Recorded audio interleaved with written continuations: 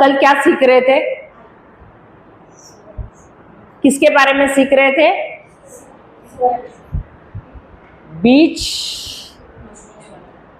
बीज और बोने वाला। तो बोने वाला कौन है? प्रचारक है। हालेलुया। और बीज परमेश्वर का वचन है। हालेलुया। जय यीशु, जय यीशु। तो आज ब्रेक में हमारे भाई है, वो हमसे कुछ सवाल पूछ रहे थे। आप पूछ सकते हैं आगे आके।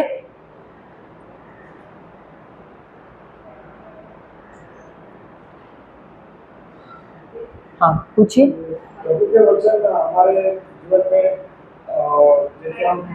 माइक दे देना उनको, ताकि देखो ये सवाल पूछे सबके लिए अच्छा है। हाँ हाँ। प्रभु के वचन हमारे जीवन में कैसे कार्य करते हैं, जैसे हमारे किसी को बताऊंगा कि प्रभु के वचन कैसे कार्य करते हैं।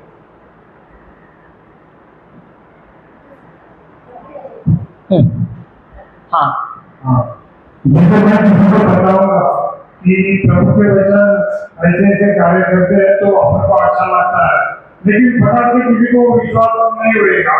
तो आप जरा विश्वास से हमको बताइए कि ये कैसे कार्य करते हैं। और जैसे आपने कल अपनी माँ का उदाहरण दिया था, तो मुझे भी एक सवाल पैदा हो गया। जब इतनी महान व्यक्ति की माँ को ऐसा हो रहा है, तो हम आम आदमी है और हम तो नन्हे बालक है, हमारे मुंह से कुछ भी निकलता है मुंह से। हम तो प्रभु के सामने नन्हे बालक ही है, हमको इतना ये समझ नहीं है क्या आपको बोलना है क्या नहीं। तो हम 100 शब्द वचन का बोल रहे हैं, लेकिन एक दो शब्द निगेटिव बोल रहे हैं, तो फिर भी प्रभु ने हमको संभालना चाहिए, यही मेरी उम्मीद है। और हमको उसका संभालना चाहिए और जीवन की रक्षा करनी चाहिए बस। अच्छा, आप भाई जो है वो उनका पूछने का ये तात्पर्य है कि कल मैंने उदाहरण दिया मेरी माँ का, कि मेरी माँ जब मैं 12वीं में थी उस समय वो गुजर गई। और मैं हर घड़ी मेरा सवाल रहता था कि वो यानी मेरी मम्मी की भी उम्र 42 थी, 42 की थी जब वो गुजर गई। और मैं हमेशा सवाल था कि मम्मी मेरी हमेशा कोई फालतू बात किसी के साथ ऐसे बात नहीं करती थी। जब भी देखो काम करते समय भी वो प्रभु की स्तुति करती थी, वो नवीनास करती थी, रोजरीज करती थी, बाइबल पढ़ती थी। और वो उसके जैसी अगर स्त्री जो है, जो हर घड़ी प्रभु का नाम ले रही है, वो स्तुति कर रही है, तो वो क्यों इतना जल्दी गुजर गई? तो काफी सालों तक मुझे ये सवाल था। और ये ऐसे हुआ कि शादी होने के बाद जब मैं 2006 में हम जब वचन में आए, धीरे धीरे जब हम वचनों की गहराई में जाने लगे, तब मुझे ये वचन मिला, नीति वचन 18:21, जो कहता है कि जीवन और मृत्यु कहाँ पर है? हमारे जीभ की वश में है। तो तब मुझे याद आने लगा, पवित्र आत्मा याद दिलाने लगा कि मेरी मम्मी किस प्रकार के शब्द इस्तेमाल करती थी। भले वो प्रार्थना करती थी, लेकिन वो किस प्रकार के शब्द इस्तेमाल करती। कभी कभी वो दवाइयां लेकर भी परेशान हो जाती थी और कहती थी कि मैं मर जाऊं तो ज्यादा अच्छा हो जाता है, क्योंकि लेकिन तुम लोग छोटे हैं इसीलिए मैं नहीं मरना भी चाहती हूँ, ऐसे भी बोलती थी। और इवन जब वो अस्पताल में उसको जाना था, कभी वो बोलती थी क्या मैं मरने वाली हूँ क्या तुम लोग जा रहे हो हमको गैस के पास तक जाने नहीं देती थी। फिर कभी कभी बोलती थी मैं जाऊंगी तो मैं आऊंगी क्या, तो संदेह की बात भी करती थी। हालेलुया। अगर हम जाए उत्पत्ति के, देखो इसको और हम गहराई से जाते हैं, हम जाते उत्पत्ति का ग्रंथ, पहला अध्याय, जेनेसिस 1:1-3, चैप्टर 1:1-3, उत्पत्ति का ग्रंथ पहला अध्याय, पहला वचन, पहला से 3 ले लेते हैं। प्रारंभ में ईश्वर ने स्वर्ग और पृथ्वी की सृष्टि की, पृथ्वी उजाड़ और सुनसान थी, अतः गर्त पर अंधकार छाया हुआ था और ईश्वर का आत्मा सागर पर विचरता था। अच्छा, अब शुरुआत में क्या कहा है? परमेश्वर ने स्वर्ग और पृथ्वी का निर्माण किया ना? किया कि नहीं? क्या परमेश्वर के जीवन में कभी समस्या आ सकती है? आ सकती है? क्या यहां पर हम देखते हो कि जीवन में समस्या आई है? है कि नहीं? अब डाउटफुल लग रहे हैं। क्या यहां पर परमेश्वर के जीवन में समस्या है?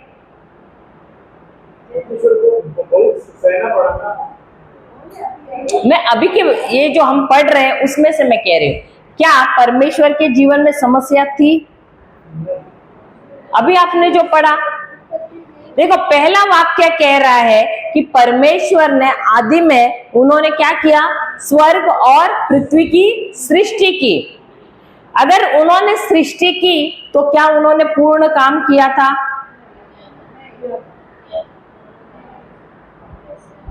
एक मिनट, क्या वहां पर कहा है प्रारंभ में परमेश्वर पृथ्वी और स्वर्ग का निर्माण कर रहे थे, करने वाले थे या किया?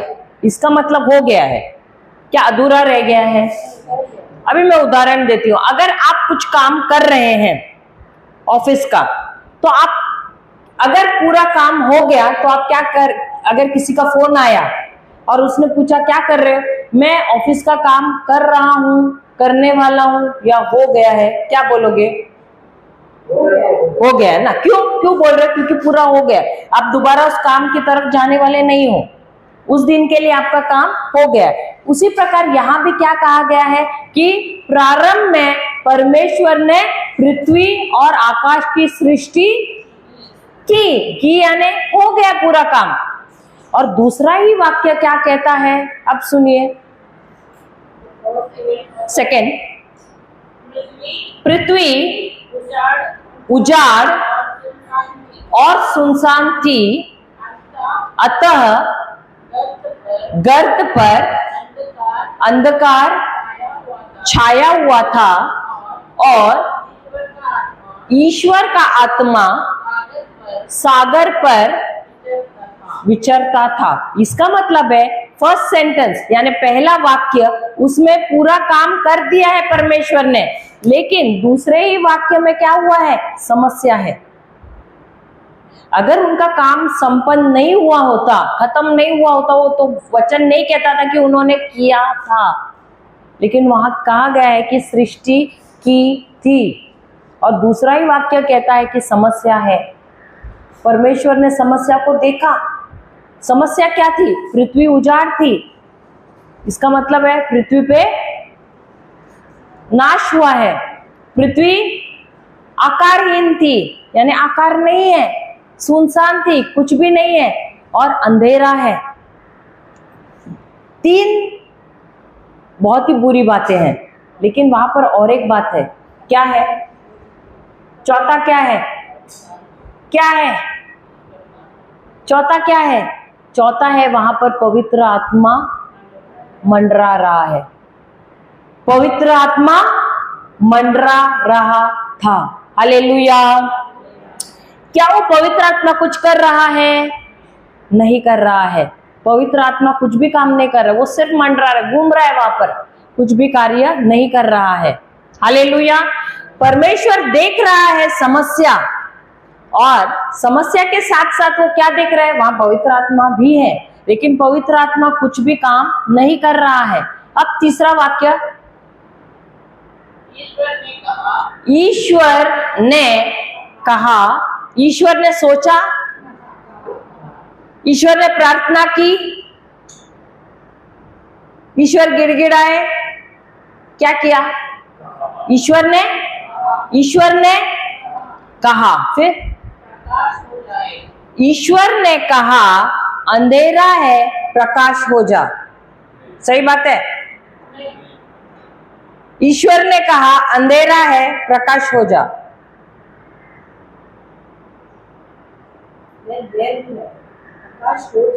क्या कहा? अंधेरे का नहीं बोला, कहा ना? क्या ईश्वर ने कहा अंधेरा है प्रकाश हो जा?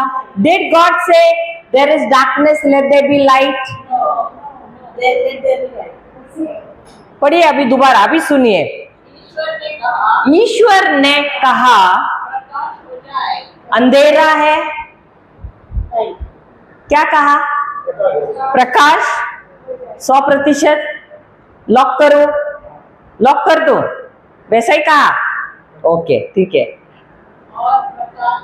और अंधेरा क्यों प्रकाश हुआ? ईश्वर ने क्या कहा? प्रकाश हो जा, और क्या हुआ? प्रकाश हुआ। लेकिन हम जब बात करते हैं हम क्या बोलते हैं? अरे डॉक्टर के पास गया था, डॉक्टर का रिपोर्ट आया, कहा कि मैं बीमार हूं कुछ दिनों का।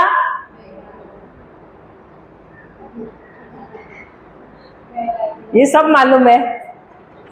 Hallelujah, hallelujah. वो खुद ही बोल रहा है, खुद ही हंस रहे मेरा पूरा वाक्य खत्म, वो लोग पूरा पूर्ण कर रहे। वो कंप्लीट द फॉलोइंग स्कूल में आता था, ऐसा ही लोग पूरे टाइम हालेलुया।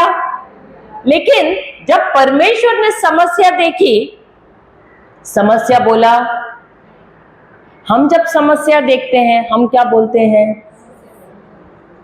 मेरी मम्मी क्या बोल रही थी? अब वहां पर कौन था? पवित्र आत्मा था। और जब परमेश्वर ने कहा प्रकाश हो जा, पवित्र आत्मा ने वही शब्द को लिया और उसको जो चाहिए था, उनको जो चाहिए था वही उन्होंने लाया। अगर उन्होंने कहा होता अरे अंधेरा है प्रकाश हो जा, तो क्या होता था? अंधेरा ही रहता था, प्रकाश नहीं होता था। और जो अंधेरा है वो और गुणांक हो जाता था, यानी मल्टीप्लाई हो जाता था। हमारे जीवन में समस्याएं क्यों बढ़ रही है? क्योंकि जो है हमारे जीवन में समस्या वही हम बोलते हैं। परमेश्वर ने समस्या देखा, लेकिन समस्या को देखते हुए भी समस्या नहीं बोला। उन्होंने जो उनको चाहिए था प्रकाश, वही बोला। यही अंतर है हम में और परमेश्वर में। जो शब्द तुम बोलोगे, देखो आज क्या हमारे पास है? पवित्र आत्मा हमारे पास है, और उसके साथ साथ हमारे साथ साथ चलते भी हैं दुष्ट आत्माएं। जैसा वो वचन कह रहा है, नीति वचन 18:21, वो कहता है जीवन और मृत्यु दोनों तुम्हारे ही जीभ के वश में है।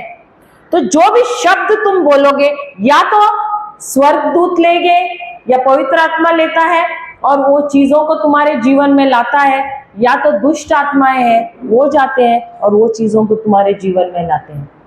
तो तुम किसको शब्द देते हो ज्यादा? पवित्र आत्मा को देते हो या परमेश्वर के दूत को देते हो, या तुम देते हो शब्द दुष्ट आत्माओं को? मेरे मम्मी ने क्या किया? भले प्रार्थना कर रही थी, लेकिन वो उसके साथ साथ दुष्ट आत्माओं को भी काम पे लगा रही थी, शब्द गलत बोल के। समझे?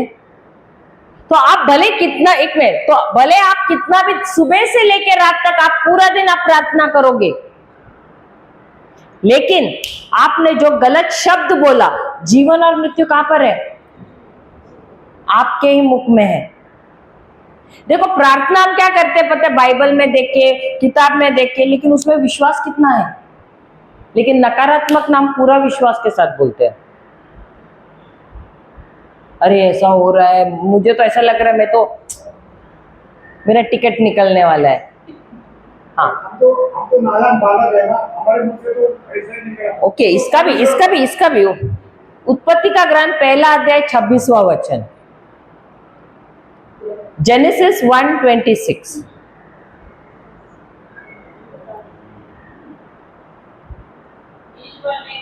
ईश्वर ने कहा हम मनुष्य को अपना प्रतिरूप बनाए। अपना अपना अपना प्रतिरूप का मतलब क्या है? अपना प्रतिरूप का मतलब इंग्लिश में भी बोलना, इंग्लिश में भी। God said, then God said, let us make human kind in our own, बस उतना ही, इन आवर ओन प्रतिरूप या इमेज, इसका मतलब क्या है?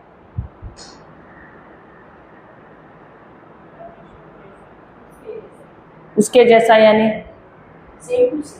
Same to same. यानी क्या आपका नाक परमेश्वर जैसा है? आपने देखा है? आपके बाल परमेश्वर जैसे हैं? आपकी हंसी परमेश्वर जैसी है? हाँ, आपको आत्मा में परमेश्वर ने हूबहू उनके जैसे बनाए, तो आप नन्हे बालक नहीं है। 1/3 भाग जो है, 1/3 of you are wall to wall, cover to cover as God. आपका 1/3 भाग हूबहू परमेश्वर जैसा है, तो आप नहीं बोल सकते मैं नन्हा बालक हूं। शरीर में भले आप रहोगे नन्हा, आत्मा में कोई भी बालक नहीं है।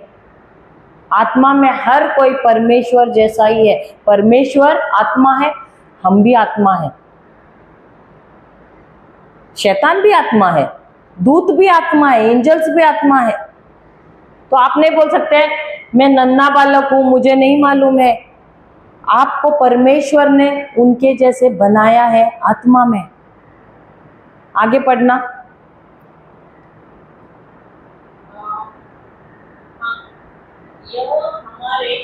दोबारा वो पढ़ना।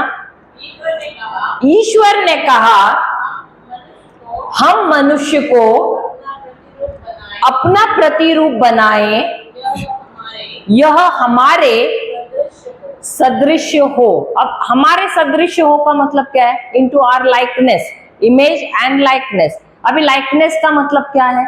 उनके सदृश का मतलब क्या है?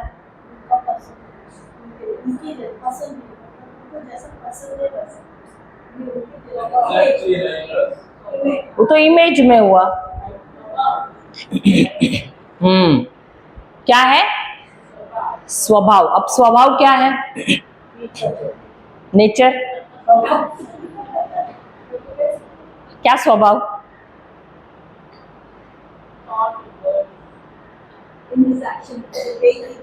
जैसा वो कार्य करता है, the way he functions, I have to function. His nature यानी उनका स्वभाव। उनका स्वभाव क्या है? प्रेम। तो मुझे प्रेम में व्यवहार करना है, और जैसे वो कार्य करते हैं, वो कैसे कार्य करते हैं? अथॉरिटी के साथ, अधिकार के साथ, पूरे सामर्थ्य के साथ। तो वैसा मुझे व्यवहार करना है। अगर आप कहते हो कि मैं नन्हा बच्चा हूं, ये गलती परमेश्वर की है कि आपकी और मेरी है? क्यों? क्योंकि क्या आपके पास बाइबल दिया गया है, मेरे पास बाइबल दिया गया है? क्या हमको पढ़ना है कि नहीं, सीखना है कि नहीं? अगर मेरे पास बाइबल होते हुए, परमेश्वर का वचन होते हुए भी अगर मैंने उस पर ध्यान नहीं दिया है, तो इसमें क्या परमेश्वर की गलती है? नहीं है। अभी दोबारा पढ़ना वो वचन पूरा। ईश्वर ने कहा हम मनुष्य को अपना प्रतिरूप बनाए, यह हमारे सदृश हो। वह समुद्र की मछलियां, आकाश के पक्षियों, घरेलू और जंगली जानवरों और जमीन पर रेंगने वाले सब जीव जंतुओं पर शासन करे। अब शासन कैसे करेगा?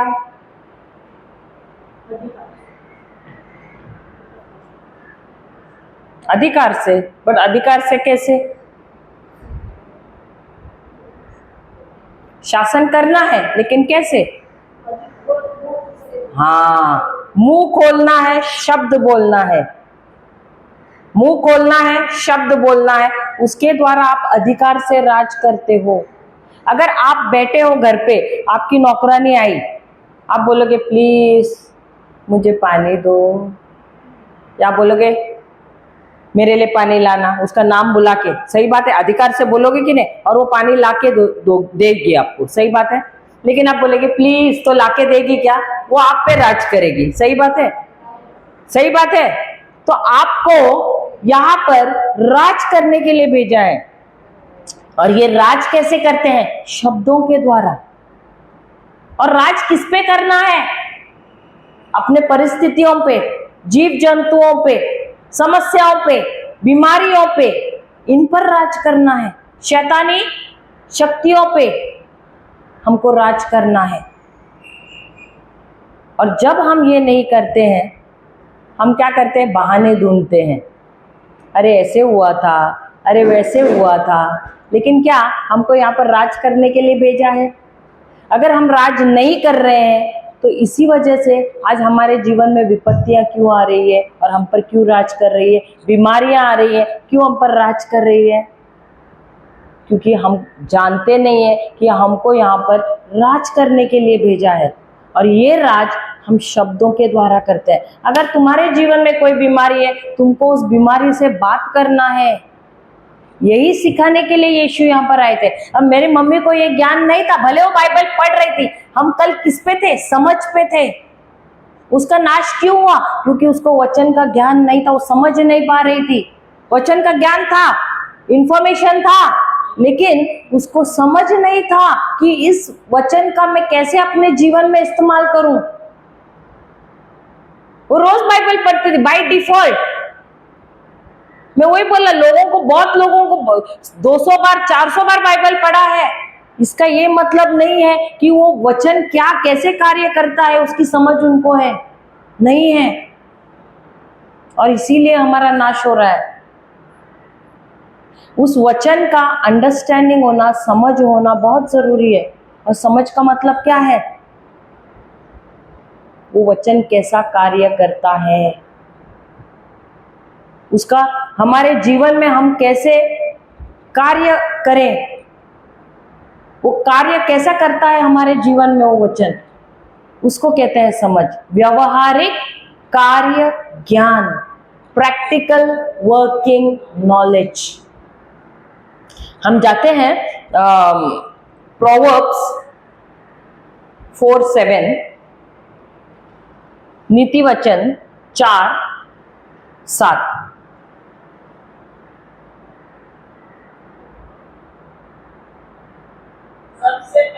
सबसे पहले के सबसे लास्ट, सबसे पहले प्रज्ञा प्राप्त करो। प्रज्ञा क्या है? विजडम। इंग्लिश में पढ़ना,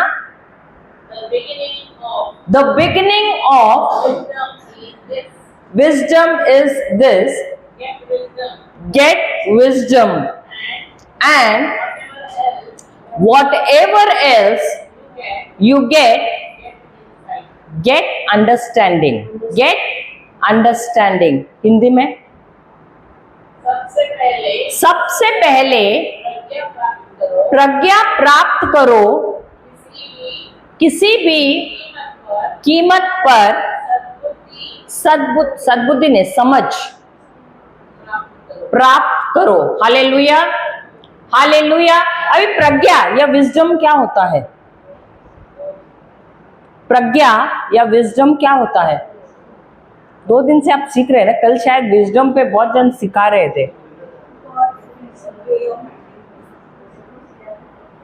वो तो अभी तुम लोग को थोड़ा टफ लगेगा, मैं थोड़ा सिंप्लीफाई करना चाहती हूँ। Wisdom,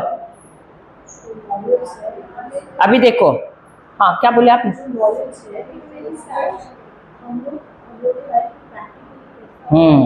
right. अभी हमारे पास, सबके पास बहुत ज्ञान है, संसार का भी ज्ञान है और वचनों का भी ज्ञान है। और ये क्या है? ये ज्ञान बुकिश ज्ञान है, किताबी ज्ञान है। सबके पास है ज्ञान। ज्ञान क्या होता है पता है? जो किताबी ज्ञान रहता है वो सब हमारा इधर भरा हुआ है। अभी मैं, या नॉलेज उसको कहते हैं, ज्ञान या नॉलेज एक ही है। ना सपोजिंग मैं गई गूगल पे और वहां पर ड्राइविंग सीखा, किधर? गूगल पे। अभी मैं बोलूंगी मैं गाड़ी में बैठी, कितने जन मेरे साथ बैठने के लिए तैयार है रियल लाइफ में? क्यों? क्योंकि मैंने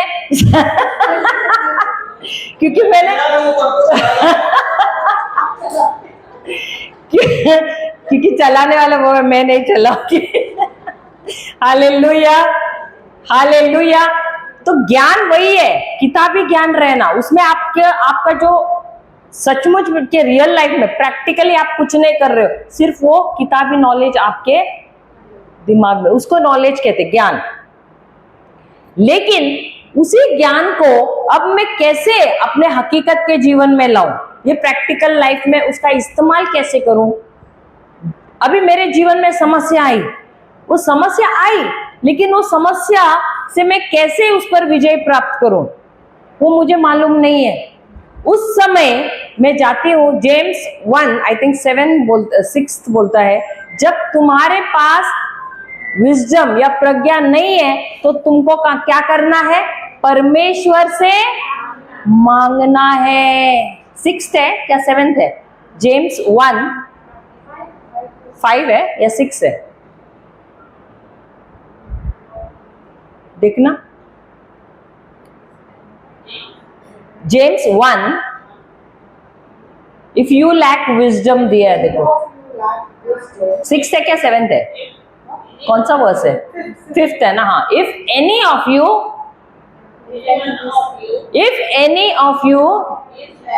is lacking in wisdom, ask God who gives to all generously and ungrudgingly, and it will be given to you। Hindi में,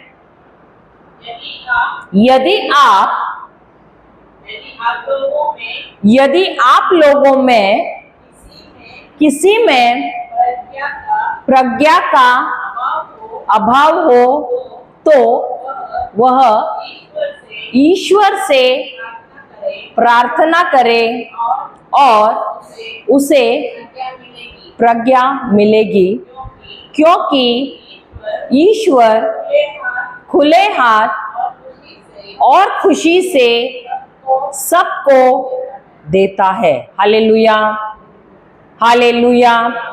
अब सरल भाषा में प्रज्ञा या wisdom is when you don't know what to do and you go to God, he will show you what to do. समझ गए?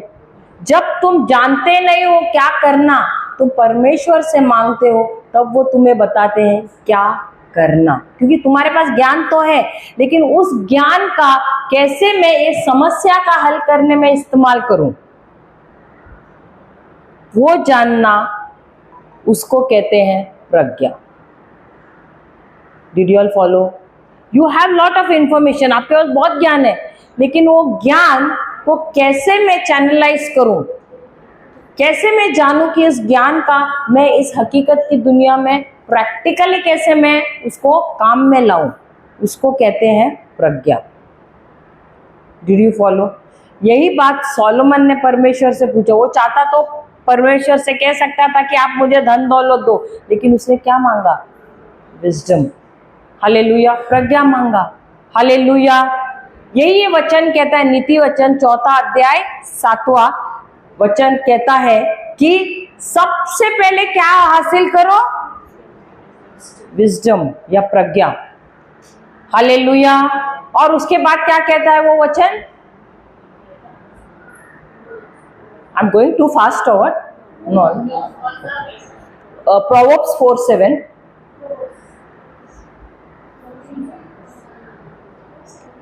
सुक्ति ग्रंथ 4 अध्याय 7वां वचन।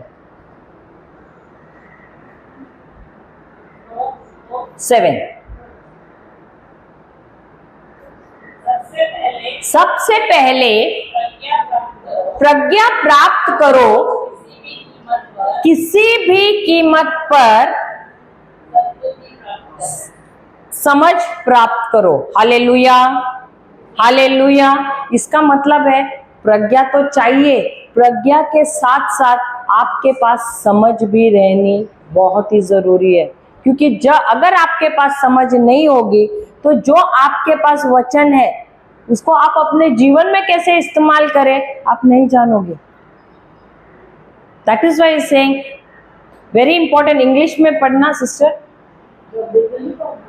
The beginning of wisdom is this, get wisdom though it cost all you have, get understand. तो किसी भी कीमत पे तुमको क्या लेना है?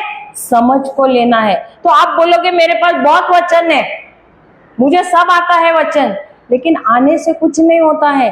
उन वचनों को आप अपने जीवन में अगर इस्तेमाल करना जानोगे तो आप बहुत सी मुसीबतों से बच सकते हो, बहुत सी बीमारियों से बच सकते हो। क्यों? क्योंकि अब आपको मालूम है कि ये वचन कैसे कार्य करता है, और वो समझ रहने की वजह से आप हर घड़ी आनंदित रह सकते हैं। भले समस्या है भी तो आप हंसते रहोगे, आप आनंदित रहोगे। क्यों? क्योंकि आपको मालूम है कि परमेश्वर ने मुझे प्रतिज्ञा दी है कि इसका अंतिम परिणाम क्या है, what is the end result of this situation.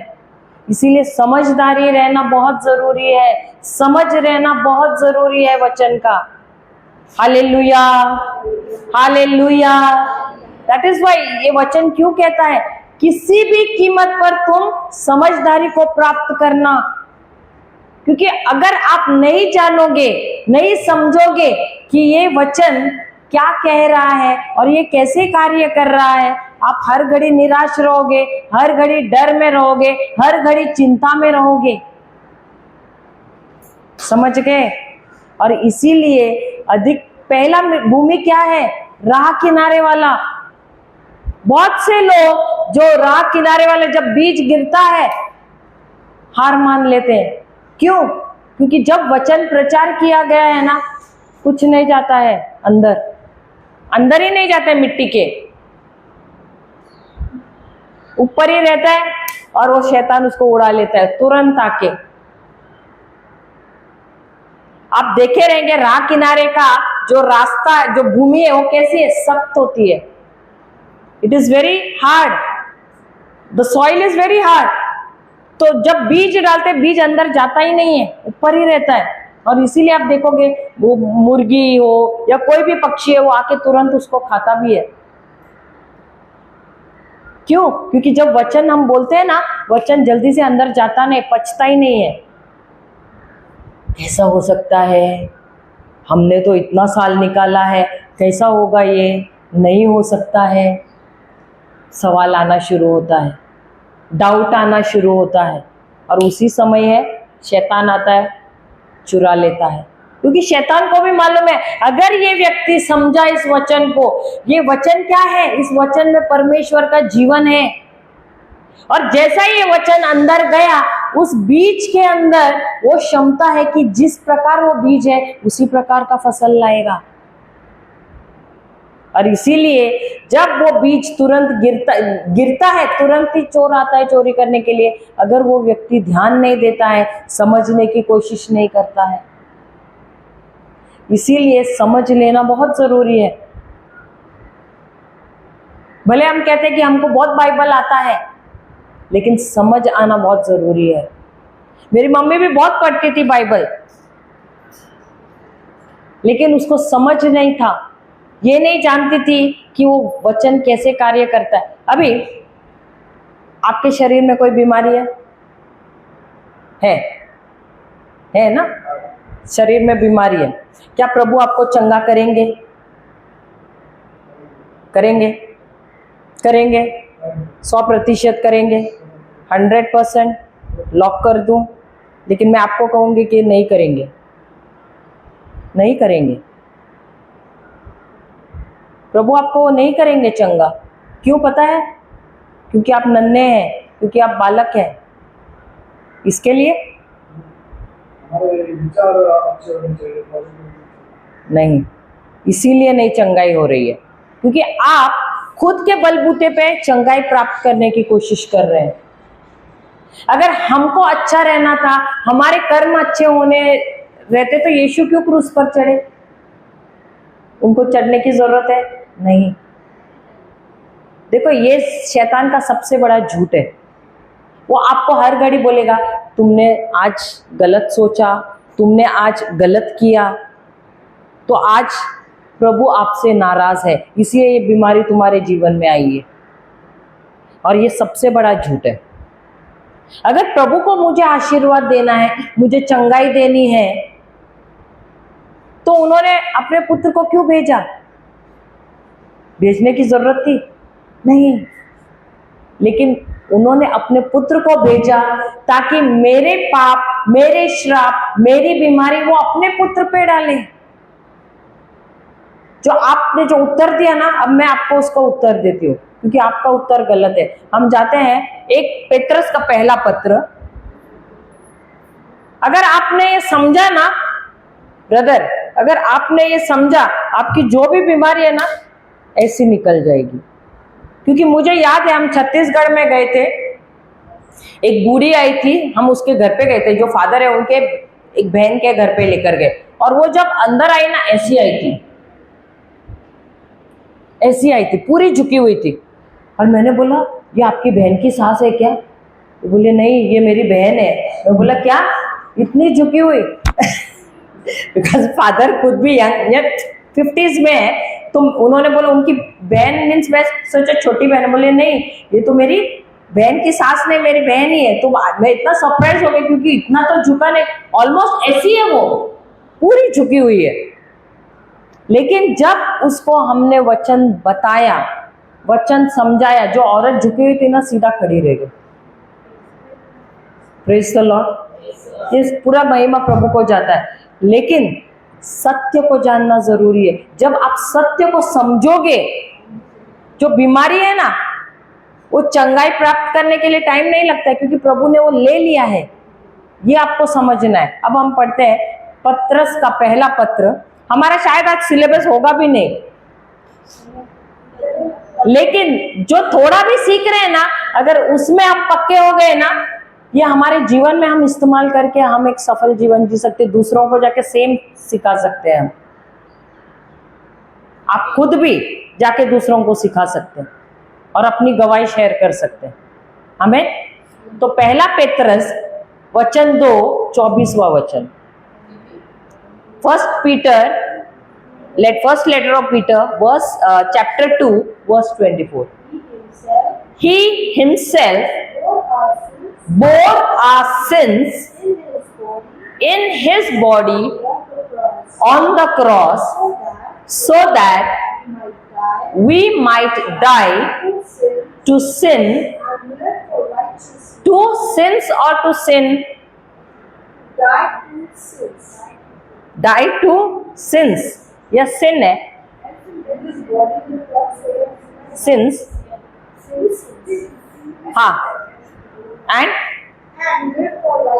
and live for righteousness. By his wounds you have been healed. Hindi में, वह अपने शरीर में हमारे पापों को क्रूस के काट पर ले गए, जिससे हम पाप के लिए मृत होकर धार्मिकता के लिए जीने लगे। आप उनके घावों द्वारा भले चंगे हो गए हैं। तो क्या प्रभु यीशु आपको चंगा करने वाले हैं? उनके गाँव द्वारा इनको गाँव होगा, हमको दर्द होता है ना, यहाँ पे इनको गाँव होता है। अच्छा, अभी मैं आपको अभी देखो, अभी जो वचन क्या कह रहा है, प्रभु यीशु जब क्रूस पर मरे, तब उन्होंने क्या किया? हमारे पाप, हमारे श्राप, हमारी बीमारी, सब कुछ अपने शरीर में ले लिया। क्यों लिया?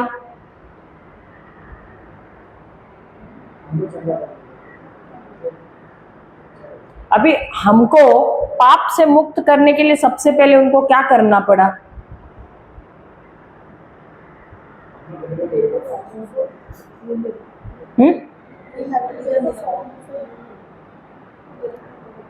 हमको पाप से क्षमा देने के लिए उनको क्या करना पड़ा?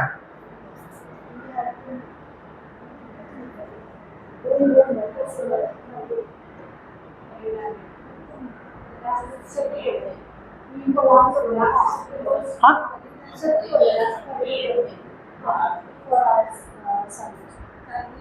उनको लहू बहाना था ना।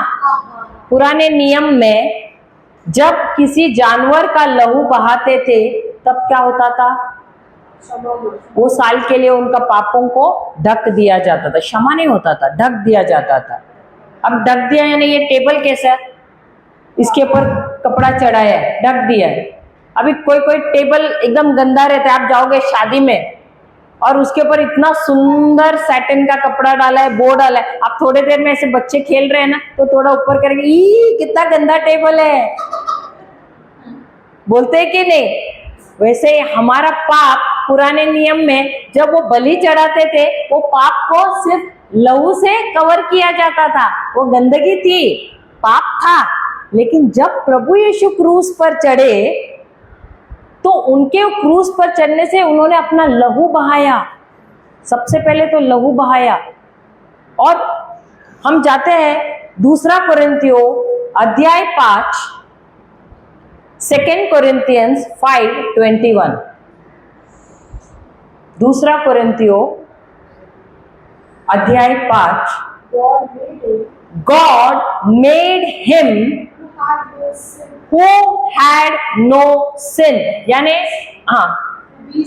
टू बी सिन, हिंदी में पढ़ना उतना ही। मसीह का कोई पाप नहीं था, फिर भी ईश्वर ने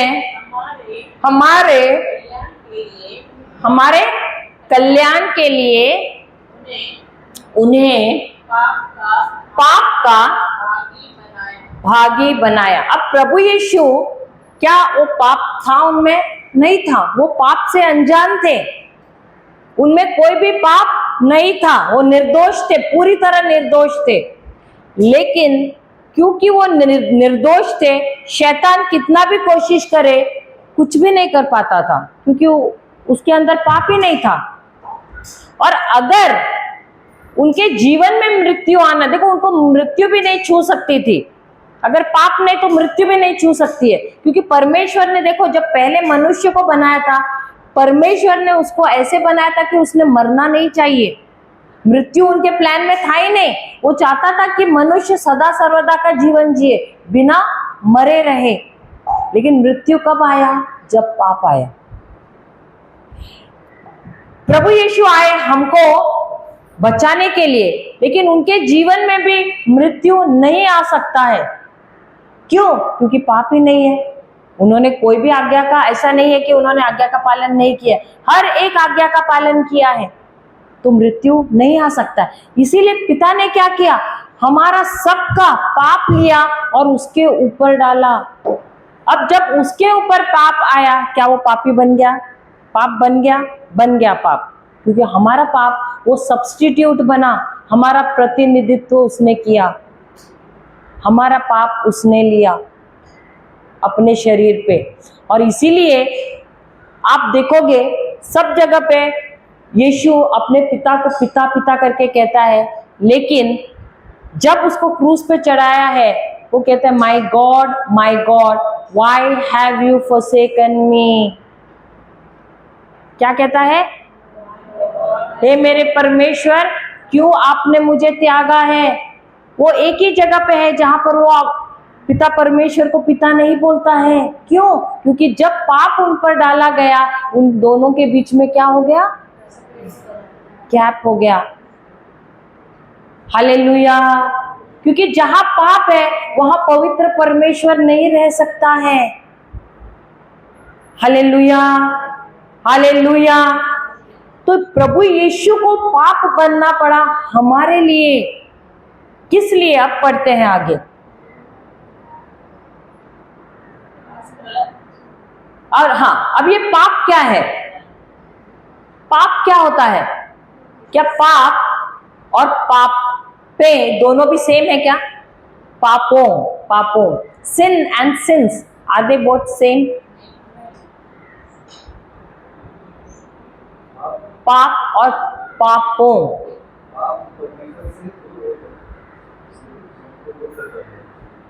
और पापों, sins क्या है? What is sin? पाप क्या है? आज हाँ, वो तो अनबिलीफ है, लेकिन उसका डेफिनेशन क्या है सिन का?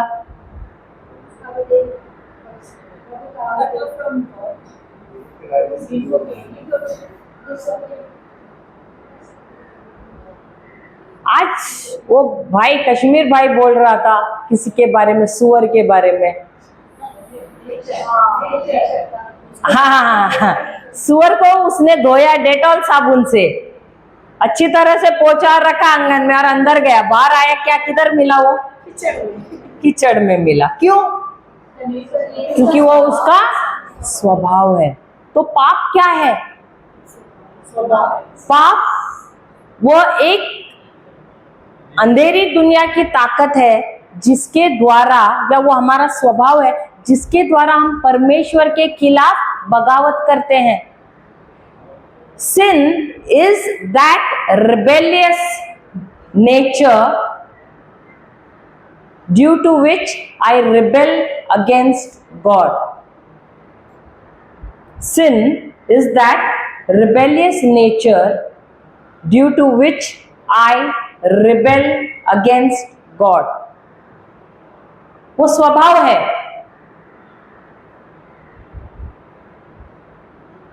पाप वो, व्हाट डिड आई से हिंदी में? पाप वो शक्ति है या वो स्वभाव है जिसके द्वारा मैं परमेश्वर के खिलाफ बगावत करती हूँ। हाँ, वो अंधेरे राज की शक्ति है जिसके द्वारा मैं परमेश्वर के खिलाफ बगावत करती हूँ। और पापे क्या है? पापों, सिंस क्या है? सिंस एक्शन है।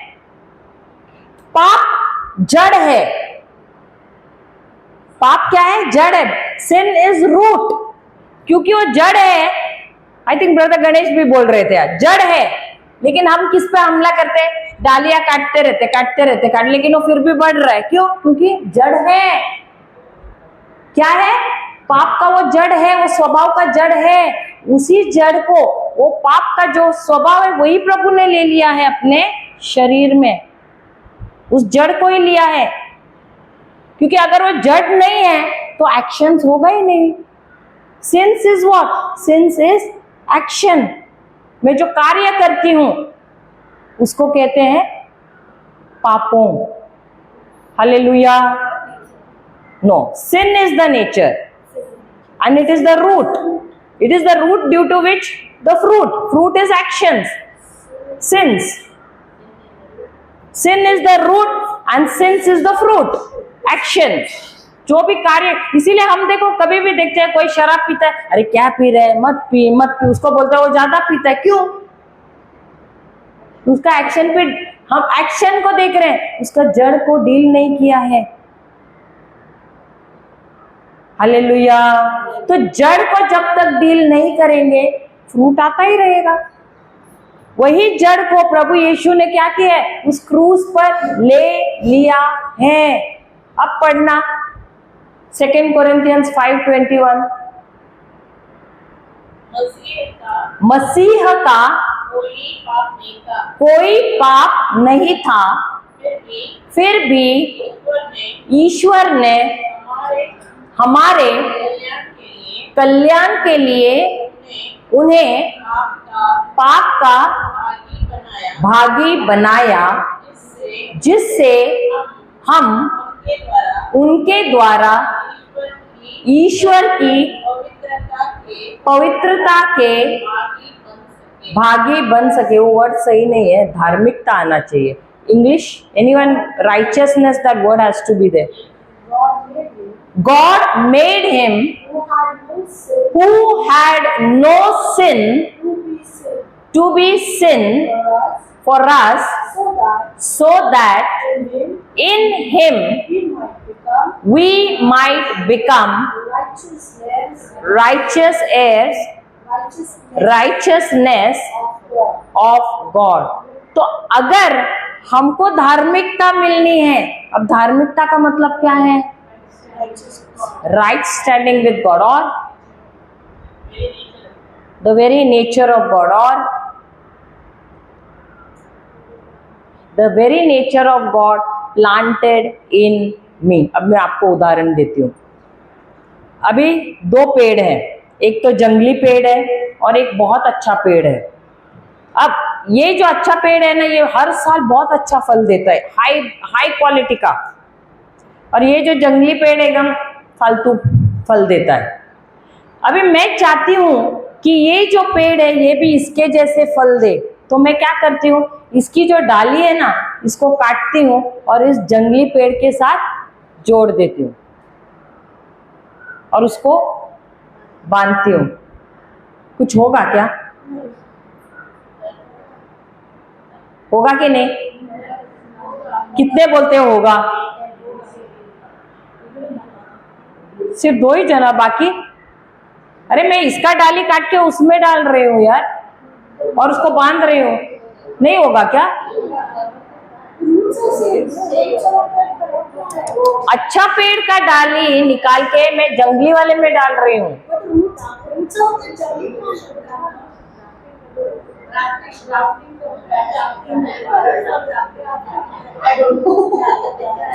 अरे बाबा, मैं इधर की डाली काट रही हूँ और इसको लगा रही हूँ ना, जोड़ रही हूँ।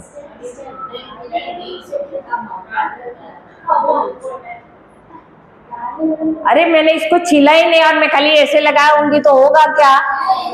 तो मुझे इसको छीलना है ना, तो इसको, इसका भी ट्रंक को छील के उसके साथ मैं उसको जोड़ूंगी, उसको मिट्टी लगाऊंगी, उसको बांधूंगी, तब जुड़ेगा कि नहीं? कुछ मेरे ख्याल से 45 डेज या 50 डेज कुछ 60 डेज कुछ लगता है। उसके बाद 2 या 3 साल में क्या ये भी जंगली पेड़ उसके जैसे देगा कि नहीं फल? देता है, देता है। उसी को तो कलम बोलते हैं ना, ग्राफ्टिंग बोलते हैं। तो वही हुआ है, हम जो जंगली पेड़ थे, हमको किसके अंदर ग्राफ्ट किया है, किसके साथ कलम किया है? प्रभु यीशु के साथ कलम किया गया है। अब हम जुड़े हैं प्रभु यीशु के साथ, इसीलिए प्रभु यीशु कहता है, मैं सच्ची दाख लता हूं और तुम मेरी डालियां हो। I am the true vine and you are the branches. जब तक तुम मुझ में रहोगे तब क्या करोगे?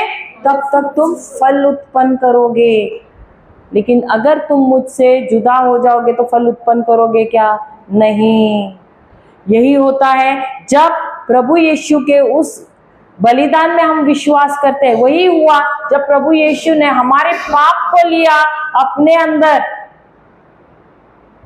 डिवाइन एक्सचेंज हुआ। हमारा पाप उन्होंने लिया, उनके अंदर जो था धार्मिकता, उनका स्वभाव उन्होंने हमको दिया। Hallelujah, hallelujah. अब हमको पोषण कहाँ से मिल रहा है? क्योंकि जड़ कौन है? प्रभु यीशु है। पेड़ कौन है? प्रभु यीशु है। तो पोषण पेड़ को कौन देता है? प्रभु यीशु देता है। तो भले काम करने के लिए कौन हमको देता है सब कुछ? प्रभु यीशु। तो अगर हम जुड़े हुए हैं प्रभु यीशु में, तो जो प्रभु यीशु का स्वभाव है क्या उस डाली में आएगा कि नहीं? तो जो प्रभु यीशु प्रेम करते वही प्रेम हमारे अंदर रहेगा कि नहीं? जो उनके अंदर जो नम्रता है वो हम में आएगी कि नहीं? जो उनके अंदर जो शांति है वो हम में आएगी कि नहीं? जो उनके अंदर जो आनंद है वो हमारे अंदर आएगा कि नहीं? फिर क्या हम उनके जैसे फल उत्पन्न करेंगे कि नहीं? नहीं। हाँ या नहीं? करेंगे ना?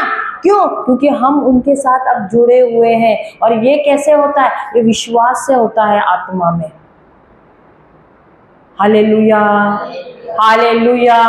This all happens where? It has happened where? In the spirit. And this is by faith. When you believe, you receive the nature of Christ. ये सब होता है विश्वास से।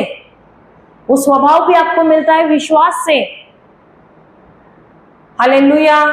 तो उन्होंने आपके पाप लिए, किस लिए? ताकि आपको उनकी धार्मिकता दे, उनका स्वभाव दे दे, ताकि आप भी उनके जैसे फल उत्पन्न करें।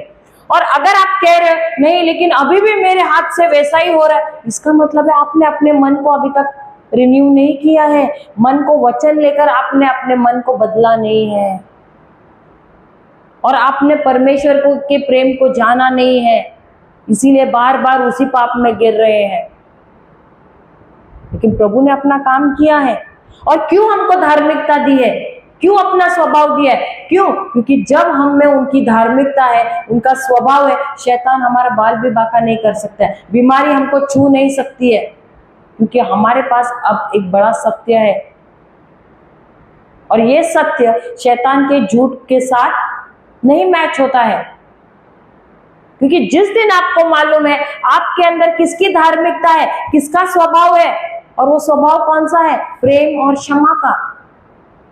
और हर घड़ी आप उस स्वभाव में जब चल रहे हैं, क्या आपको छू सकता है शैतान? नहीं। आपको छू सकती है बीमारी? नहीं। शायद आ सकती है परछाई जैसे, लेकिन परछाई आपको कोई हानि नहीं पहुंचा सकती है। Does your shadow have any power to harm you? क्या आपकी परछाई आपको हानि पहुंचा सकती है? नहीं। So when you realize that you are the righteousness of God in Christ Jesus, no sickness can touch you. Hallelujah. So what is your identity? आपकी पहचान क्या है? I am the righteousness of God in Christ Jesus. इसीलिए दिन रात अपने आप से बोलते रहना है, I am the righteousness of God in Christ Jesus. मुझ में प्रभु यीशु की धार्मिकता है। That is why वो कहा गया, दोबारा पढ़ना 2 Corinthians 5:21. God made him who had no sin to be sin for us, so that in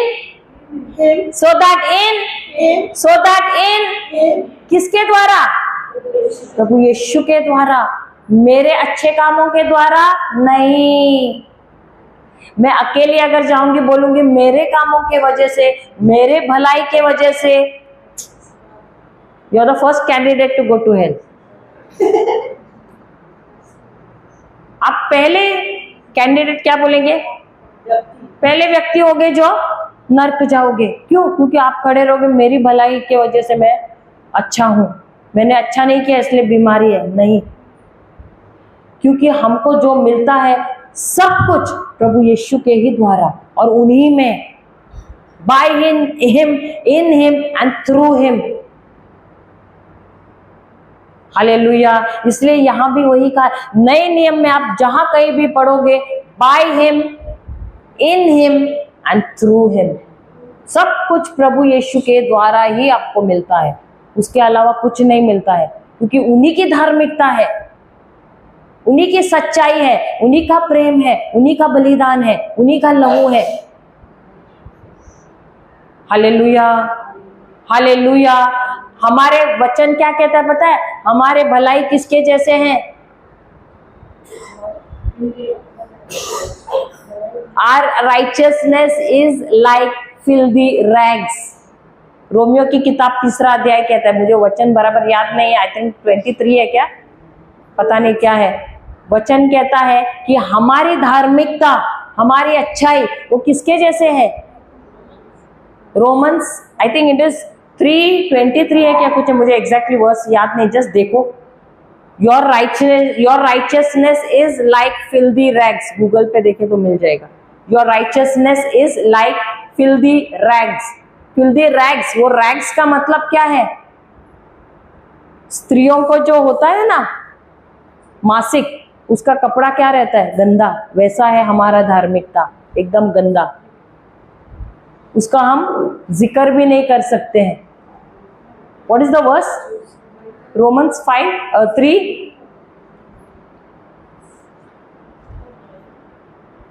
Which verse is it? Romans 3.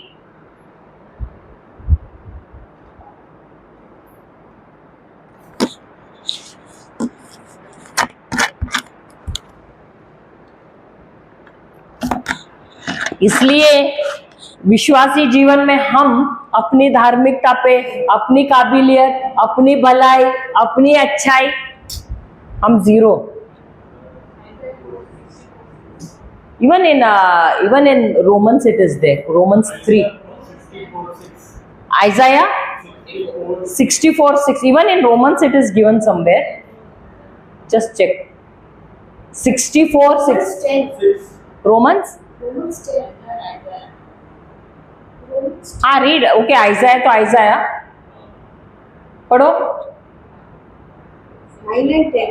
हाँ, पढ़ो। That is not coming. नहीं, your righteousness is like filthy rags. We have all become like one who is unclean, and all our righteous deeds are like a filthy cloth. Hallelujah. तो हमारे अगर धार्मिकता हम देखें, हमारी धार्मिकता किसी काम की नहीं है। इट इज, बोलते हैं ना, बहुत ही, इवन कोंकणी में भंशीरे बोलते हैं ना, उससे भी एकदम ही, जो हम किचन में जो कपड़ा इस्तेमाल करते हैं उससे भी गया गुजरा है हमारी धार्मिकता। तो अगर हम अपनी धार्मिकता, अपना स्वभाव के बारे में बड़ा बड़ा डिंग मार रहे हैं ना, कुछ नहीं है, हम फर्स्ट क्लास कैंडिडेट हो जाएंगे नरक में जाने के लिए। इसीलिए हमको प्रभु यीशु की जरूरत है। तभी ये वचन कहता है, अगर आप विश्वास कर रहे हो, ये जो दूसरा कोरिन्थियों 5:21 क्या कहता है? वो कहता है कि परमेश्वर ने हमको स्वर्ग मिले, हमको उनका स्वभाव मिले, इसके लिए उसने क्या किया? अपने इकलौते पुत्र पर हम सबका पाप उन्होंने उनमें डाल दिया। किस लिए? ताकि हमको उनकी धार्मिकता मिले प्रभु यीशु के द्वारा। Hallelujah. Again read it. 2 Corinthians 5:21। दूसरा कोरिन्थियों 5:21। मसीह का कोई पाप नहीं था, फिर भी ईश्वर ने हमारे कल्याण के लिए उन्हें पाप का भागी बनाया, जिससे हम उनके द्वारा ईश्वर की पवित्रता के भागी बन सके, उनकी धार्मिकता के भागी बन सके। In English again read. For our sake he made him to be sin who knew no sin, so that in him we might become the righteousness of God. तो प्रभु में ही हमको क्या मिलता है? हमारी धार्मिकता मिलती है, हमारा स्वभाव मिलता है। देखो, पुराने नियम में था ये नए नियम में आने के बाद नहीं, लेकिन पुराने नियम में क्योंकि प्रभु यीशु नहीं आए थे, उनको परफॉर्मेंस करना पड़ता था, क्योंकि आशीषें भी उसके आधार पे उनको मिलते थे। अगर मैंने ये नियम पाला तो मुझे आशीष मिला, अगर मैंने नहीं किया तो क्या हो गया? मैं पापी, मुझे गुनाह मिलता या श्राप मिलता था। अगर मैंने ये नहीं किया, ये किया तो मैं धर्मी बनता था, अगर मैंने नहीं किया तो मुझे श्राप मिलता था। कभी कभी उनको पथराव करके मारा भी जाता था, मृत्यु भी मिलती थी, दंड भी मिलता था, लेकिन हम सब बहुत ही आशीर्वादित है। क्यों? क्योंकि प्रभु यीशु हमारे लिए आए और हमारे लिए वो खुद पाप बने, हमारा पाप लेकर। किस लिए? ताकि हमको उनकी धार्मिकता विरासत में मिले, मुफ्त में। हमको मुफ्त में मिलता है, हमको पसीना नहीं बहाना है। उनको पसीना बहाना पड़ता था, मेहनत करना पड़ता था पुराने नियम में। नए नियम में ऐसा नहीं है। नए नियम में सिर्फ विश्वास के द्वारा आप धर्मी बन जाते हो। You become righteous only and only by faith. Hallelujah. Everything in the new testament you receive only by faith. You here the word, believe it, receive it. तो परमेश्वर ने आपके लिए बहुत ही आसान बनाया है। जो कहा है उन्होंने वो क्या है? अनुग्रह है। अनुग्रह देता है, विश्वास लेता है। Grace gives, faith receives. इतना आसान किया है परमेश्वर ने, लेकिन हमको फिर भी अभी तक वर्क मेंटालिटी है। अभी भी हम सोचते मुझे कुछ करना है। एक दिन 3 बजे नहीं उठा, अरे बाप रे आज प्रभु गुस्सा है। और सुबह सुबह कुछ हो गया तो अरे आज मैंने किया नहीं ना प्रार्थना, इसलिए प्रभु गुस्सा इसीलिए हो गया। वो शायद अनजाने में हुआ रहेगा, लेकिन हम लोग बोलेंगे नहीं प्रभु गुस्सा है, मैं 3 बजे नहीं उठा ना। प्रभु क्या देख के बैठे है? मुनीम जी है, लेके बैठे रजिस्टर, आज उठा नहीं, चलो कैलेंडर पे आज उसको ये करना था। ऐसा है क्या? नहीं, उन्होंने जो कुछ करना था, जो दंड देना था अपने पुत्र के ऊपर, सब दंड डाला है।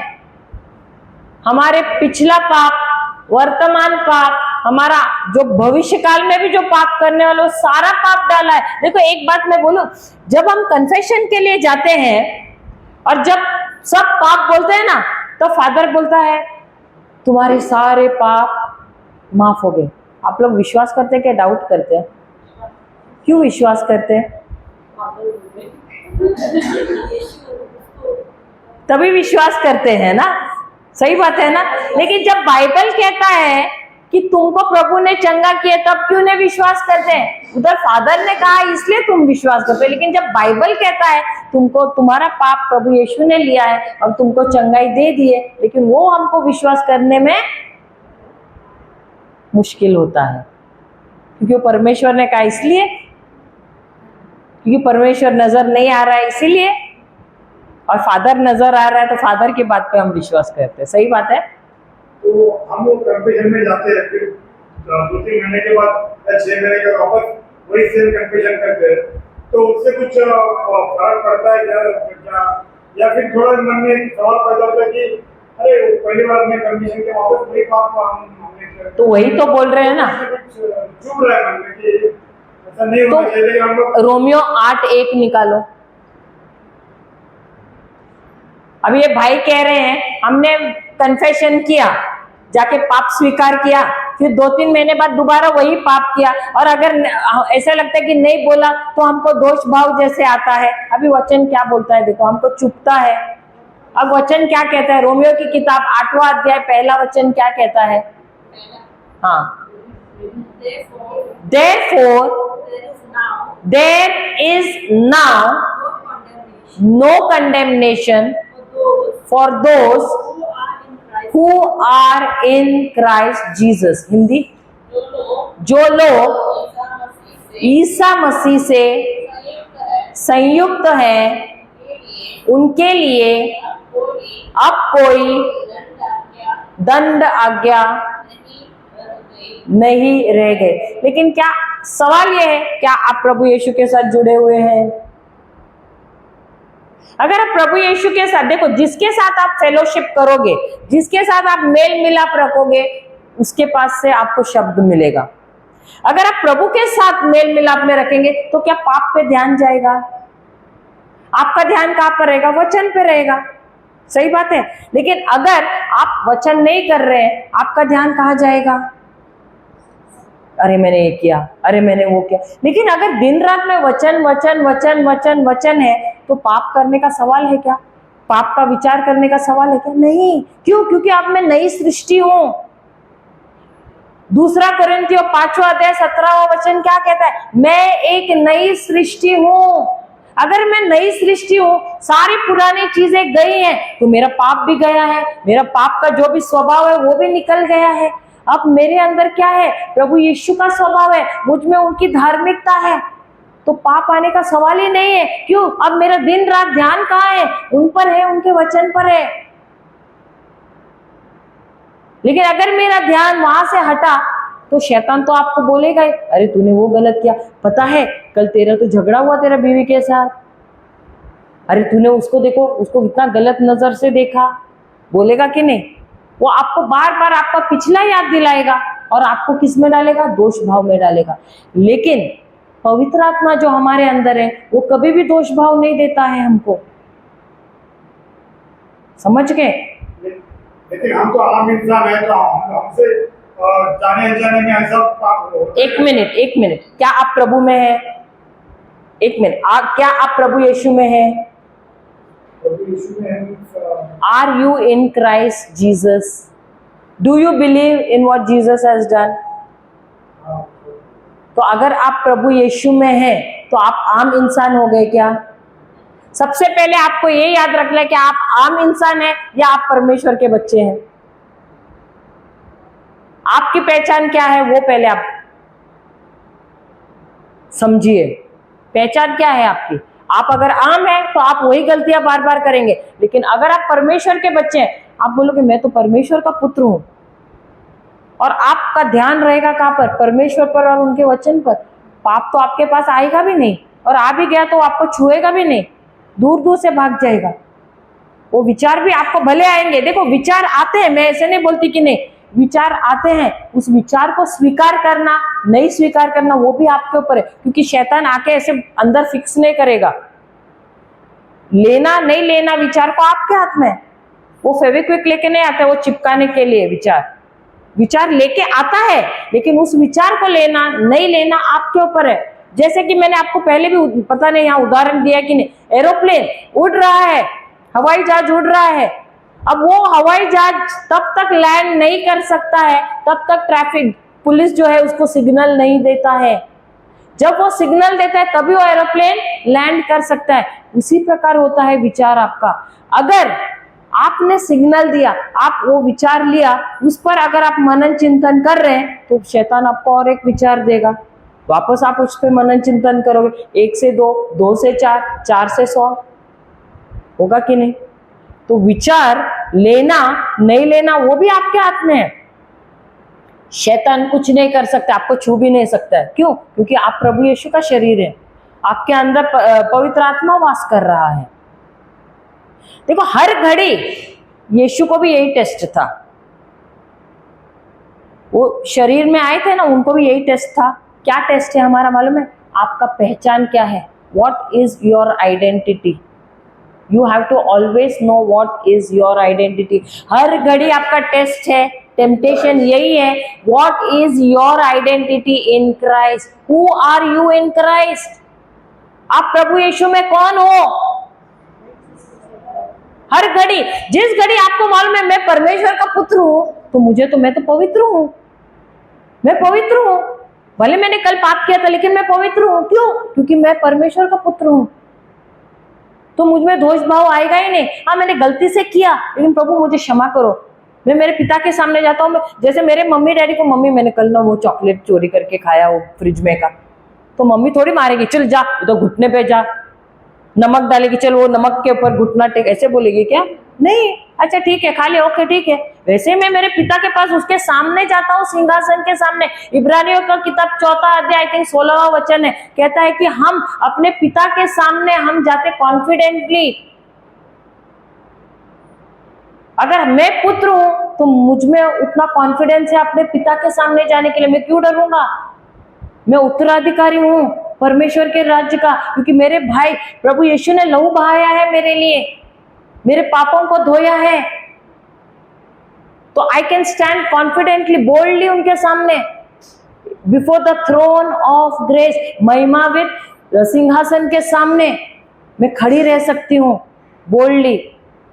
क्योंकि जब परमेश्वर मुझे देखते हैं ना, मेरे और परमेश्वर के बीच में प्रभु यीशु खड़ा है, और प्रभु यीशु बोलता है ये पाप भी मैंने ले लिया है। हर घड़ी जब मैं कुछ करती हूँ वो खड़ा रहता है उनके और मेरे बीच में, और कहता है ये भी पाप मैंने ले लिया, इसका भी दंड मैंने लिया है। लेकिन जिसको जानकारी नहीं है ना, वो हर घड़ी पाप इसमें ही जाएगा, पाप का ही कॉन्शियसनेस रहेगा।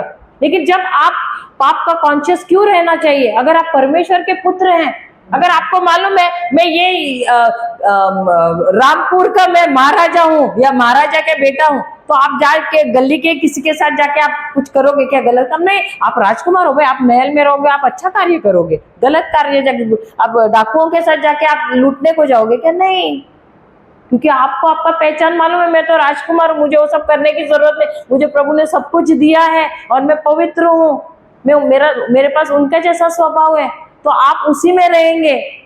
आप गलत क्यों करने जाओगे? नहीं करने जाओगे। क्यों? क्योंकि आपको मालूम है कि आप कौन हो, आपका स्वभाव भी प्रभु जैसा है। इसीलिए अपनी पहचान, हर रोज अपनी पहचान जानना जरूरी है, अपने आप को याद दिलाना, क्योंकि हम भूलने की भी हमको बीमारी होती है। एक दिन नहीं ये किया ना, वापस भूल जाते कि हम कौन है। इसलिए हमको रोज गोली खानी पड़ती है वचन की, कि मैं कौन हूं, मैं कौन हूं, मैं कौन हूं। क्योंकि शैतान भी छोड़ता नहीं, वो भी बार बार आता है अपनी गोली लेके, वो ना ब्लैक डायमंड्स लेके। इसलिए हमको व्हाइट डायमंड्स लेके बैठना पड़ता है, रोज खाना पड़ता है। Hallelujah, hallelujah, praise the Lord. समझ में आया अभी आपको? अब दोबारा जाते हैं 1 पेत्रस 2 अध्याय 24वां वचन।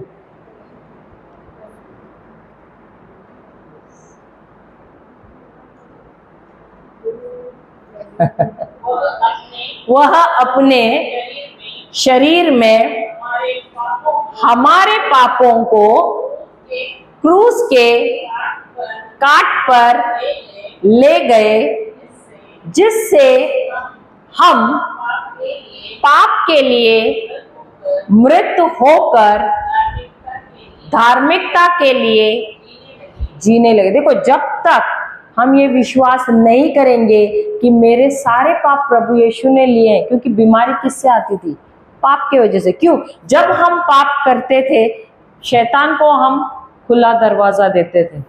अभी भी आप भले ही आप नई सृष्टि बन गए, लेकिन अभी भी आप शैतान को आपके जीवन में अंदर आने की अनुमति दे सकते हैं।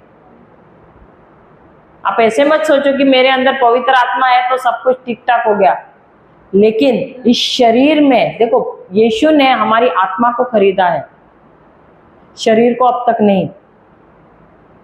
तो शरीर पे अगर उसे कुछ भी कार्य करना है शैतान को, तो हम अनुमति देते हैं, हमारे गलत शब्दों द्वारा, हमारे गलत सोच के द्वारा। लेकिन जब हम गलत सोचते हैं तभी तो मुंह खोल के हम शब्द बोलते हैं, और उन्हीं गलत शब्दों के द्वारा हम उसको हमारे जीवन में आने की अनुमति देते हैं, जिसके द्वारा वो चोरी करता है, घात करता है और नाश करता है। समझ गए? पाप को तो भले प्रभु ने लिया है, कोई कोई सोचते चलो ले लिया है, चलो अब हम कुछ भी कर सकते, शराब भी पी सकते, कुछ भी कर सकते। कुछ भी नहीं कर सकते हैं, कुछ भी नहीं कर सकते हैं। भले प्रभु यीशु ने आपके लिए सब कुछ किया है, लेकिन आप अभी भी इस शरीर के लिए आप जिम्मेदार हैं। अगर आपने कुछ भी गलत किया, गलत शब्द बोला, आप अभी भी शैतान को अपने जीवन में आप निमंत्रण देते हैं गलत करने के लिए। हालेलुया। भले तो भी आपका उद्धार हुआ है, आप स्वर्ग फिर भी जाएंगे, स्वर्ग के नागरिक हैं, लेकिन धरती पे आपका जीवन कैसे होगा? नर्क से भी बदतर। और ये प्रभु नहीं चाहते हैं कि आपका जीवन यहाँ पर नर्क के जैसे हो जाए। वो चाहते हैं कि भले आप शरीर में भी यहाँ पर है, यहाँ भी आप जैसे स्वर्ग में रहोगे वैसे ही यहाँ पर भी रहो, अच्छा जीवन जियो, समृद्ध जीवन जियो, भिखारी जैसे मत जियो, बीमारी रोगी जैसे मत जियो, आप स्वस्थ जीवन जियो, धनवान जीवन जियो, समृद्ध जीवन जियो। हेवन ऑन अर्थ, देखो सबका रिलेटेड ही है। हालेलुया। तो स्वर्ग यहाँ पृथ्वी पर भी आप बना सकते हैं, लेकिन सही शब्द बोल के। अगर बार बार बोलोगे नहीं हम साधारण लोग हैं, हम ऐसे बच्चे हैं तो हम कर सकते, नहीं, आप क्यों बच्चे हैं? जब आपको मालूम है आपका पहचान क्या है। देखो, बच्चे कब है? जब आपको मालूम है आपका क्या विरासत है। और अगर समझो, उदाहरण देती हो, अगर कोई बच्चा इसका नाम क्या, मेरॉन, मेरॉन जैसे कितना साल का है, 14। अच्छा मेरॉन का नहीं, अच्छा मैं किसी और का बोलती हूँ। अभी एक लड़का है, बच्चे हैं, छोटे बच्चे हैं, 5-6 साल के बच्चे, बहुत ही धनवान है उनके माता पिता, बड़ा एस्टेट है उनका, और वो माता पिता जा रहे हैं कहीं पर और जाते जाते उनका एक्सीडेंट हो जाता है। अब ये बच्चे तो घर पे थे, अभी प्रॉपर्टी किसको जाएगा, लेकिन उनके हाथ में मिलेगा क्या, तो जब तक वो कभी मिलेगा, कितना साल में, 18 साल में, ठीक है। अभी 18 साल, ये तो है 5-6 साल के, लेकिन क्या उनके हाथ में मिलेगा, नहीं, 18 साल की उम्र में मिलेगा, सही बात है। तब तक वो प्रॉपर्टी किसके हाथ में है, ट्रस्ट के हाथ में रहेगा, गार्डियंस के हाथ में रहेगा। क्या ये बच्चे लोग एंजॉय कर सकते हैं, नहीं, प्रॉपर्टी एंजॉय नहीं कर सकते, क्यों, क्योंकि वे अभी भी नाबालिग है, मैच्योर नहीं है, इसीलिए वो अभी वो प्रॉपर्टी उनके नाम पे नहीं लिखवा सकते हैं। हालेलुया। कब उनके नाम पे आएगा, जब वे 18 साल के होंगे तब उनके नाम पे आएगा। वैसा ही होता है हमारे क्रिस्ती जीवन में भी, हम आते तो हैं, हमारा उद्धार भी, सैल्वेशन मिलता है, उद्धार हो जाता है हमारा, उसके बाद भी हम बैठ जाते हैं, हम वचन करते ही नहीं है, और सालों साल 60 हो गए, 70 हो गए, अभी तो दांत भी निकल गए, लकड़ी भी लेके चल रहे हैं, ऐसे करके चल भी रहे, अभी भी क्या है, क्या है, क्यों, नैपी पैड है, बॉटल है, और अभी भी घूम रहे, pray for me, I will pray for you, you pray for me, बोलते हैं ना। क्यों बोलते हैं ऐसे, क्योंकि रिश्ता ही नहीं है ना, मालूम ही नहीं है क्या दिया है प्रभु ने मुझे।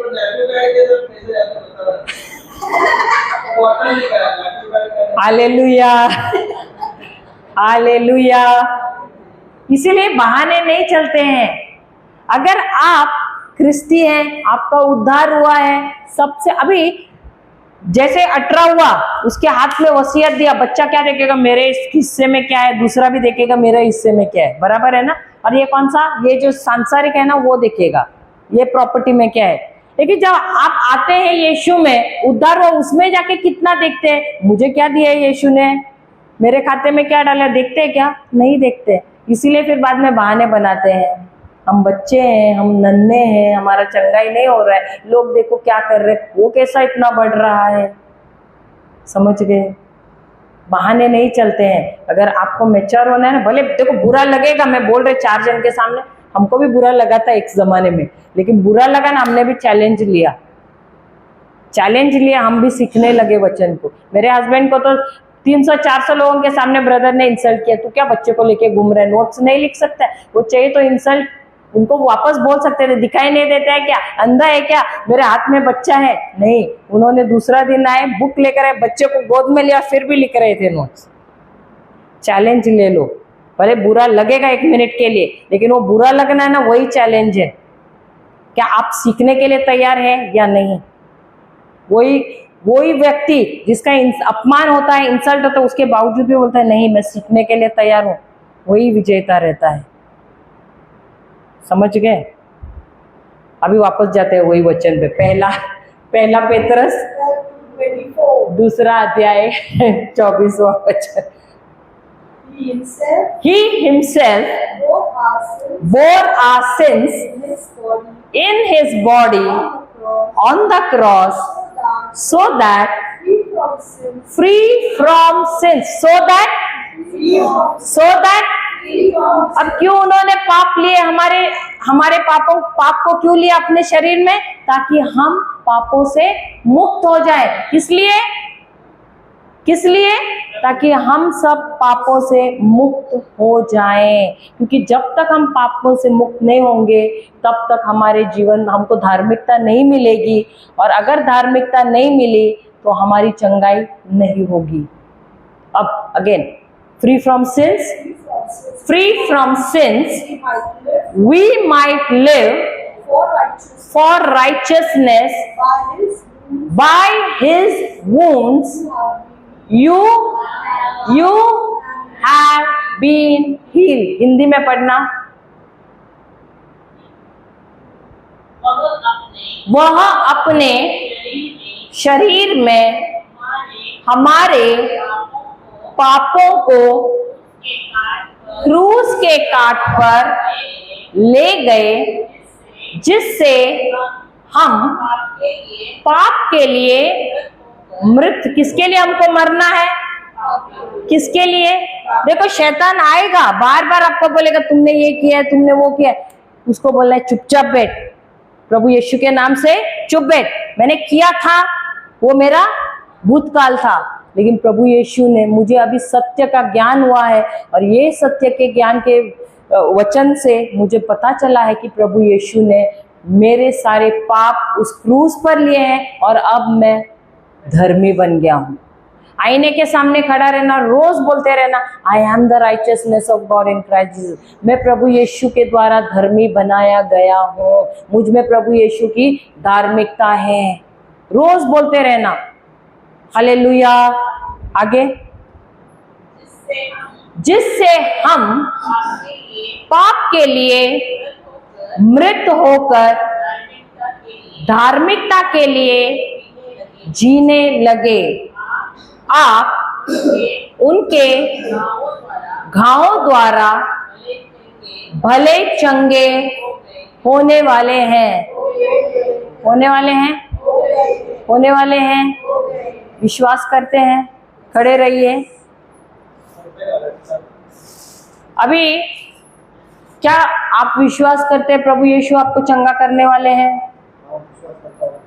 क्या आप भले चंगे हो जाएंगे?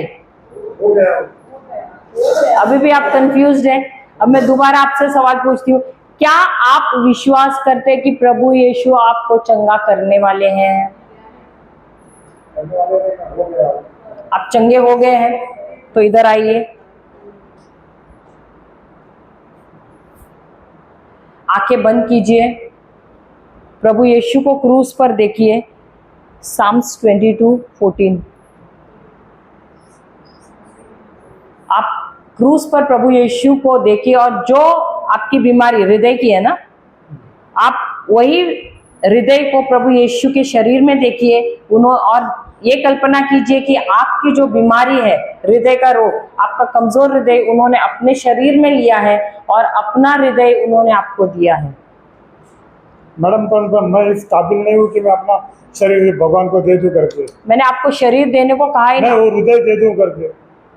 आप क्यों ऐसा सोच रहे हैं? कि देखो आपका, वही मैं बोला, आपका थिंकिंग अभी तक आपने नया नहीं बनाया है। आप कैसे कह सकते हैं कि आप काबिल है या नहीं? क्या आप प्रभु यीशु, एक मिनट, क्या वचन कहता है कि प्रभु ने, आपका नाम क्या है? मिनरल। हाँ, मिनरल। Mineral, mineral. अच्छा, वो मैंने मिनरल वाटर सुना है, लेकिन इसलिए मैं थोड़ा सा ओके। अच्छा, मिनरल, आप तो सबसे रईस है। अच्छा, आप खोलिए तो सही। अच्छा, ओके, मिनरल। मैं क्या बोल रही थी? नहीं, उससे पहले मैं क्या बोल रही थी? हाँ, आपको कैसे पता है कि प्रभु, हाँ, क्या प्रभु ने कहा है मिनरल, आपका छोड़ के बाकी संसार के सबका पाप मैंने अपने बेटे पे डाला है? क्या ऐसे कहा है? कहा है? कहीं कहा है? नहीं कहा है। इसका मतलब है, अगर उन्होंने कहा है कि उन्होंने आपके भी पाप डाले हैं, इसका मतलब है आपका भी पाप प्रभु यीशु ने लिया है कि नहीं? देखो, ये सब कुछ विश्वास द्वारा ही होता है। अगर आप विश्वास नहीं करोगे तो आपको चंगाई भी नहीं मिलेगी। अपने आप को काबिल बनाना नहीं बनाना ये हमारे हाथ में नहीं है। हमको सिर्फ विश्वास करना। ये सारी चीजें मैंने क्या कहा, विश्वास से ही होती है। हम भी काबिल नहीं थे, लेकिन आज काबिल क्यों है? क्योंकि हमने विश्वास किया है कि प्रभु यीशु ने हमारे पाप लिए और हमको क्या बनाया? धर्मी बनाया। क्या आप विश्वास करते कि आपके पाप लिए हैं? लिए हैं? लिए हैं? 100% लिए हैं? क्या आपको अपने पाप उनके ऊपर दिखाई दे रहे हैं? लिए हैं 100%। देखो, जब 100% तो पढ़, फिर बट ये सब नहीं आना चाहिए। लिया है तो लिया है 100%, कोई शंका नहीं है। अगर उन्होंने लिया है तुम्हारे पाप, तो उन्होंने आपको क्या दिया है उसके बदले? अपनी धार्मिकता। क्या दिया है? किसकी धार्मिकता? परमेश्वर की। तो अभी आपके अंदर किसका स्वभाव है? तो क्या आप अभी प्रभु यीशु जैसे हूबहू है आत्मा में? आत्मा में आप हूबहू प्रभु यीशु जैसे हैं। आपको अपने आप को उनके जैसे देखना है, क्योंकि हम डुप्लीकेट से प्रभु यीशु जैसे हूबहू हैं। हम प्रभु यीशु नहीं है, लेकिन उनके जैसे हैं। ये वचन कहता है हम उनके जैसे हैं। Hallelujah, hallelujah. अभी आप आंख बंद, अभी ये वचन पढ़िए, Psalms 22:14। I am poured out I am poured out like water, like water, and all my bones and all my bones are out of joy. are out of joy. My heart is like wax. My heart is like Wax. प्रभु यीशु का हृदय कैसे हुआ था? मोम। हिंदी में भी पढ़ना।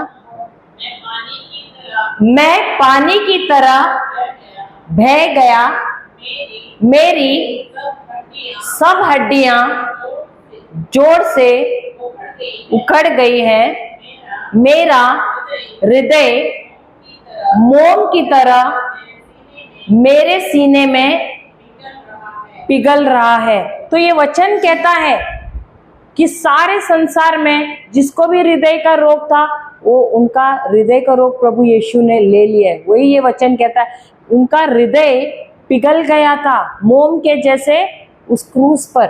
वो सांस नहीं ले पा रहे थे, और उन्होंने आपकी बीमारी जो है वो क्रूस पर ले ली है। क्या आप इसमें विश्वास करते हैं? हम विश्वास करते हैं कि प्रभु यीशु ने आपकी बीमारी ली है। प्रभु यीशु ने मेरी बीमारी ले ली।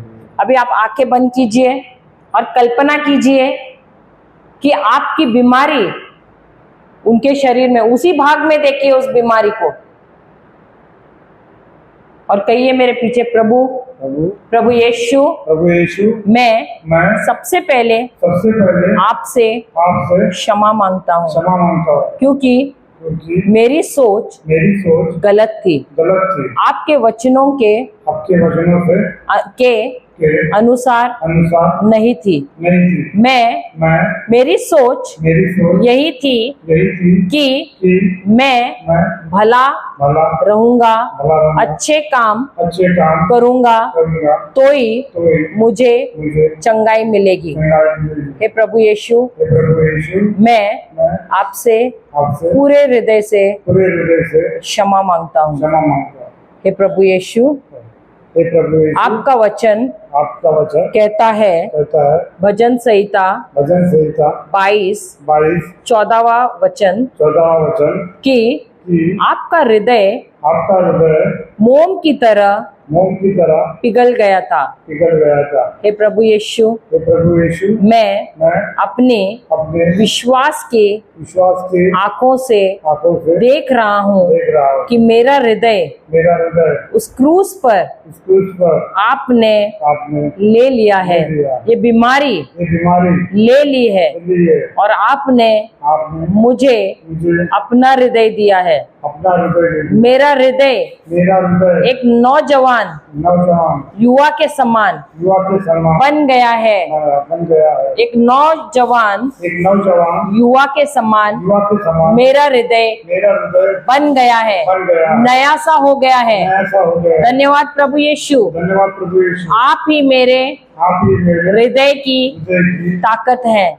धन्यवाद यीशु, आप ही मेरे हृदय की ताकत है। और मैं विश्वास करता हूँ कि मेरा हृदय पूरी तरह से चंगा हो गया है। मैं अपने हृदय को हुक्म देता हूँ, मैं अपने दिल को हुक्म देता हूँ, प्रभु यीशु के नाम से नया सा होना, नई तरह से निर्माण होना, प्रभु यीशु के नाम से और सही तरह से कार्य करना जैसे परमेश्वर ने तुझे बनाया है। प्रभु यीशु के नाम से धन्यवाद प्रभु यीशु। मेरे सारे नसों का ब्लॉकेज निकल गया है। मेरा हृदय नया हो गया है, एक नौजवान युवा के जैसे। धन्यवाद प्रभु यीशु, धन्यवाद प्रभु यीशु, धन्यवाद प्रभु यीशु, धन्यवाद प्रभु यीशु, धन्यवाद प्रभु यीशु। अभी जो नहीं कर सकते थे वो करिए। अगर आप विश्वास कर रहे हैं तो जो नहीं कर सकते थे वो कीजिए। झुकिए, झुकिए और झुकिए और झुकिए, हाथ नीचे करके झुकिए, झुकिए, झुकिए और झुकिए, झुकिए।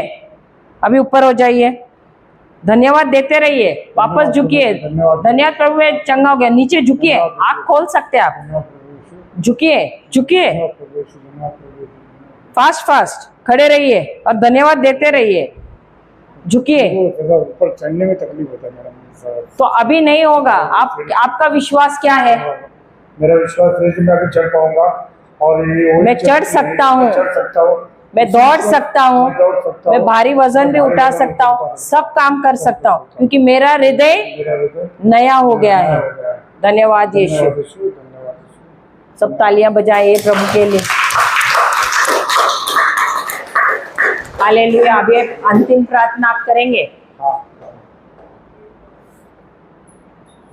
हाँ। मैं इसी विश्वास के साथ यहाँ आया था कि मैं ये सीढ़ी चढ़ सकता हूँ, क्योंकि मैं जब हॉस्पिटल में गया था तो रेलवे स्टेशन की सीढ़ियाँ चढ़ गया मैं। तभी मैंने सोचा जब मैं रेलवे स्टेशन की सीढ़ी चढ़ सकता हूँ तो क्यों ना ये अपने कपड़े की सीढ़ी चढ़ पाऊंगा आराम से। तो वही कॉन्फिडेंस से मैं रिट्रीट को आया और मेरे को अच्छा लगा और भगवान ने मेरे को आशीर्वाद दे दिया। इसके धन्यवाद ईश्वर। सब तालियां।